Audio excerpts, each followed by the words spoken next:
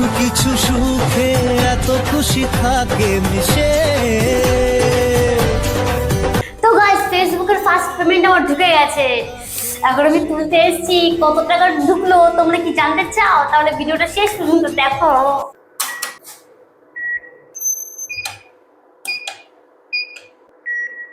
Your transaction is being processed. Please wait. Guys, গরম গরম টাকা, ফার্স্ট পেমেন্ট পেয়ে গেলাম। তোমরা কি বলতে পারবে কত? দেখো, আইডিয়া করো।